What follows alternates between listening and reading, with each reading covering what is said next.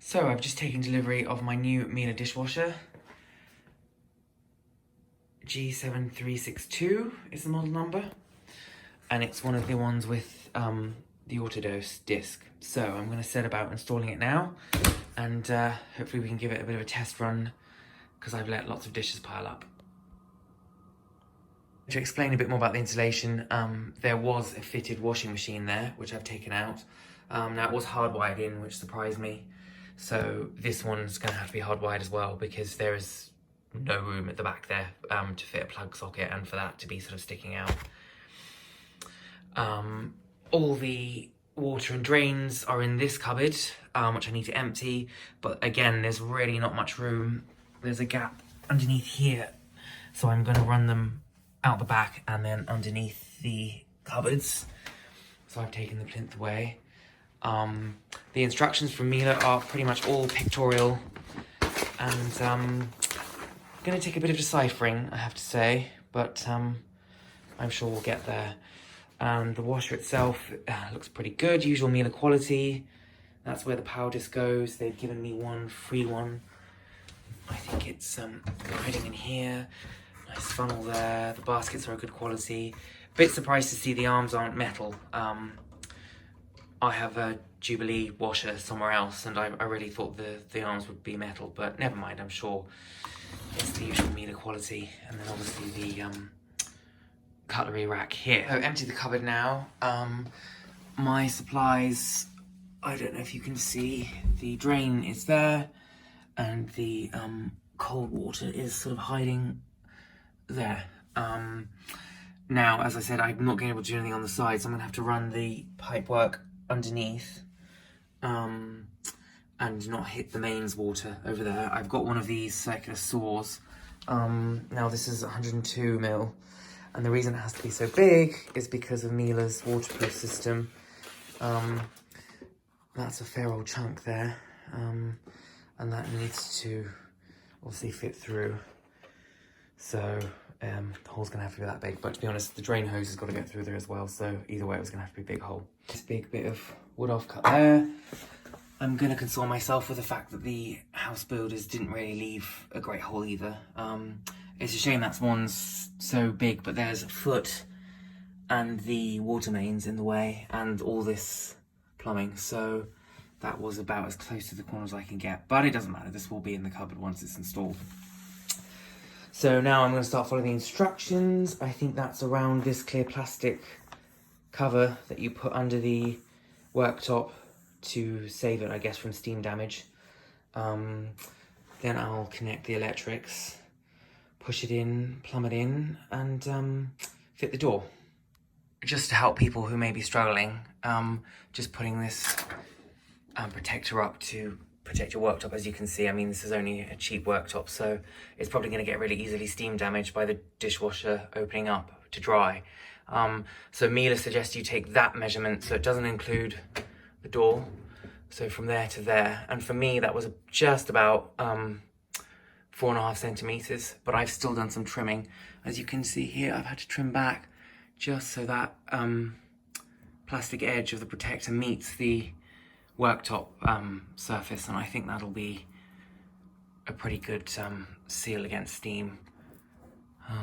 They certainly, it goes about 1.5 inches into the other bit, and the adhesive's pretty strong as well. So I'm just going to finish putting this one up, and yeah, it's all right there. Right, we're hardwired. I just heard it beep, so I'm happy that this is all working okay. You can see it's wanting the setup, still asking what language. Now I just need to make a good job of getting this in the cabinet and making sure none of the wires or lead snag. I'm in no way a professional, but just to make things easier, I'm stringing the cold water and waste pipes through there so I can get them nice and straight and kink free. And the wire, I've used what Miele connect the pipes to for transit. So there's enough to get it out, but I'm thinking once it sort of backs into there, it'll just fold and it won't get caught under the feet or anything. We're in.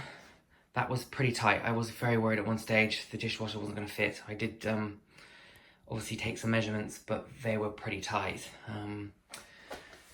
So I think as per the instructions, it's got to now be raised quite significantly, almost so the top's there, in line with the door.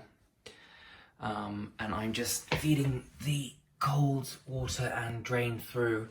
Now again, that might have seemed like a massive hole, but you have to use at least a 10mm saw to get this solenoid valve through. It's part of the Miele flood protection.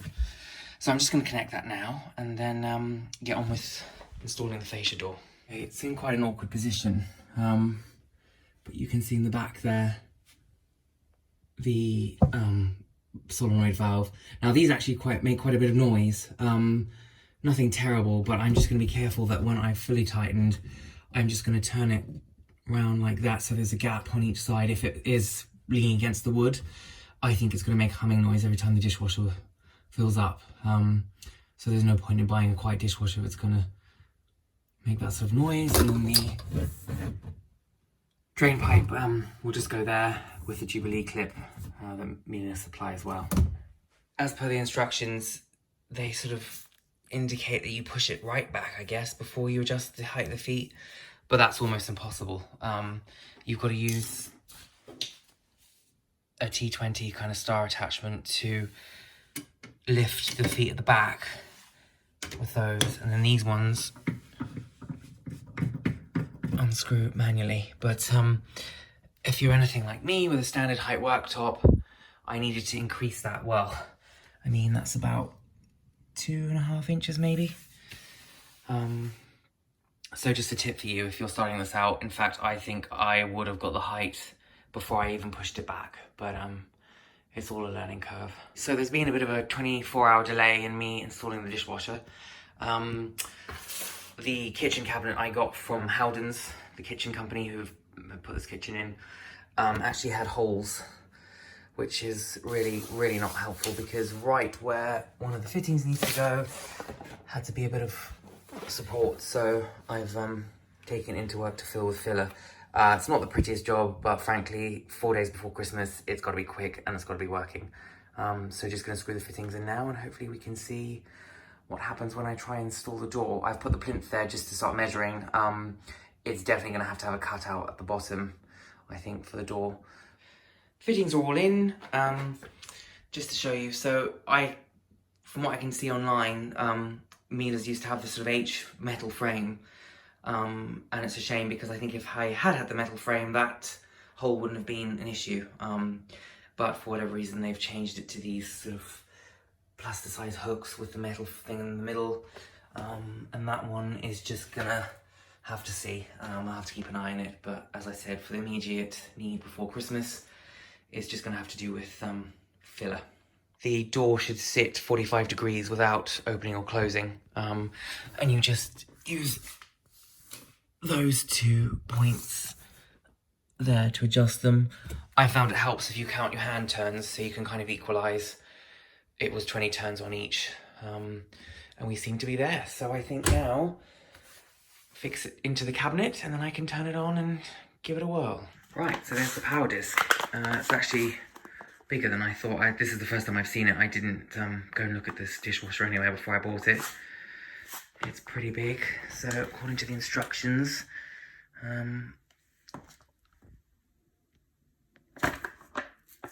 that goes in there like so. There we go, that feels more like it. So that's obviously pierced something. And then we need to lock that. So it comes out of there. There's some videos online that explain, I think there's a sort of canal that moves this way and then closes again. And as you can see, the spray arm sort of shoots up there to rinse out any powder that's remaining. So, looking forward to seeing how it works. We're in those 4 screws which brace it against the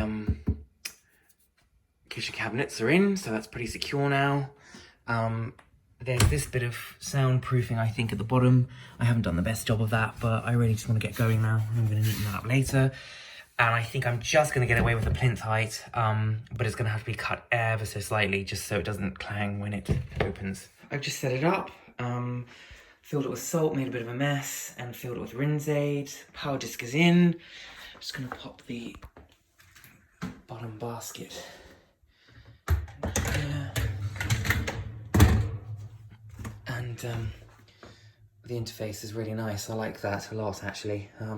There is a sort of touchscreen one, but that's very, very much more expensive. But that's lovely and clear, even with the lights off. That's really nice. We have the first run. It's pretty quiet. You can hear some sloshing. That is largely, I think, due to the fact that it's empty. Little indicator light there. I mean, it would be nice if it sort of projected on the floor or something, but, you know, it doesn't matter. So yeah, that's just the 30-minute cycle. They recommend running anytime you fill the salt reservoir. I'm not planning to use the salt reservoir very much. The Autodos has rinse aid and salt in it, but I might intersperse occasionally. So we'll see how that goes, and then I want to tackle all of this.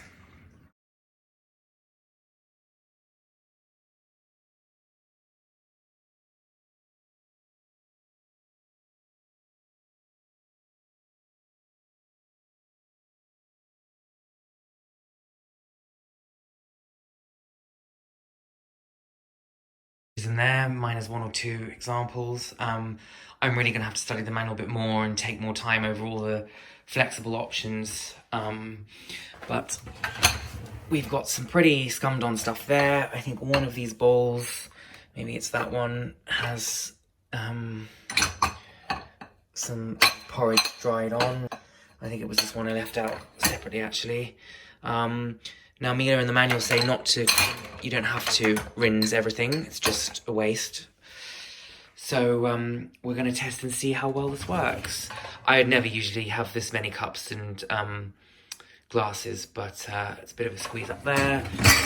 And then the cutlery drawer I've never had before. I tried to sort of group things together to make it easier. And I love the way this middle bit is sort of big enough to hold, you know, big utensils. I think you could get a whisk in there and stuff. So I'm going to try it on the automatic program. So that takes a longer press, I think, so it doesn't get bumped if you're cleaning. So it gives you a consumption indication there. Now, in the Miele showroom, they said auto is really the one to use because that'll decipher how dirty the load is and what it's going to do. Autodos is activated there already. I wonder what will happen. Oh, you can take it off. We're going to keep it on. It's saying it's up to 3 hours. I suspect that'll change. We'll keep an eye on it. Hopefully we'll hear something of that auto disc moving.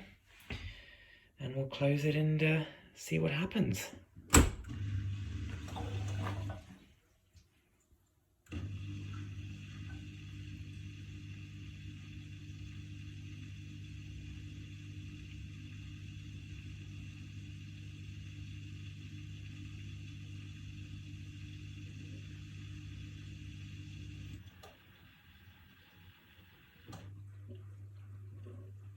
Right, so that's filling up.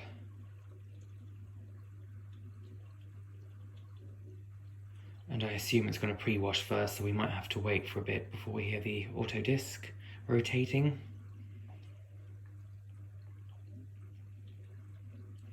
I haven't siliconed that plinth in yet. I just want to be sure absolutely everything's working before I start committing to putting more silicone on the floor.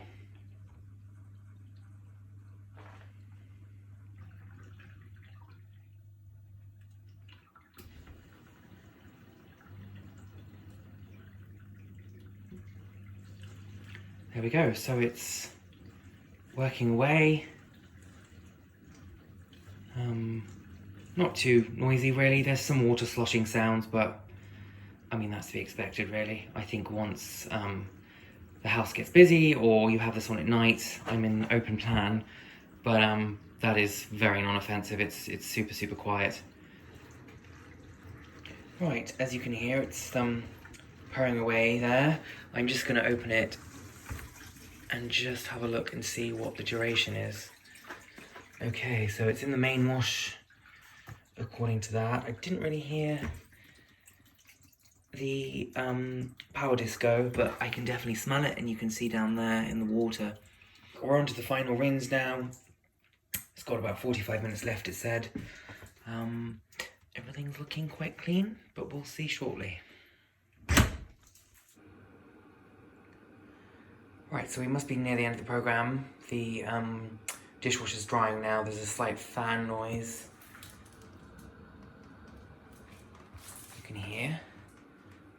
And I'm expecting the door to open, but I think that happens sort of towards the last sort of 10 minutes of the cycle or something. So we will see what happens. So, just being nosy, that intake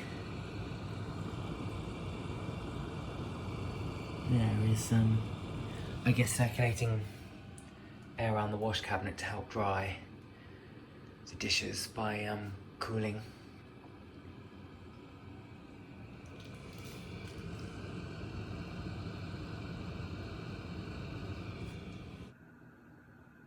So the door just opened. Unfortunately I didn't get it, but the fan's still going and a bit of steam escaped. You can see there on the control screen maybe that the steam's clung there. Fortunately the boiler's on, but there's just a bit of fan noise and everything smells really clean.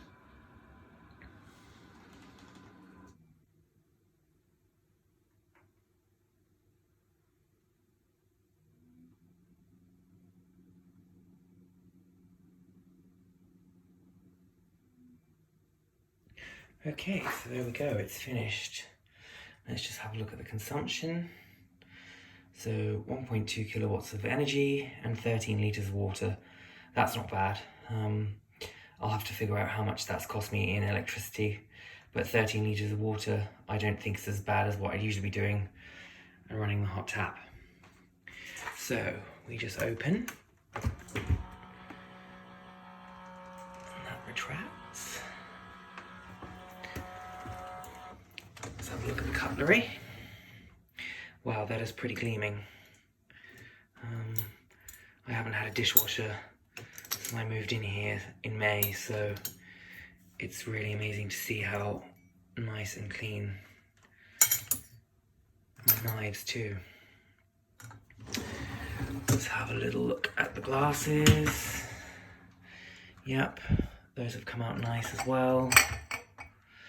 There was some pretty bad tea stains in these mugs. Leave that one up there.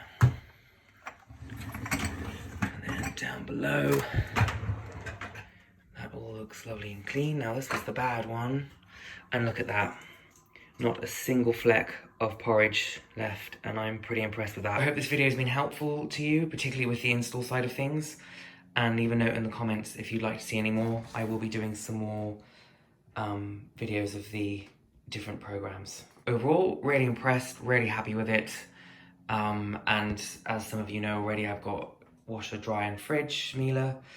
Don't think I'd choose anything else, to be honest.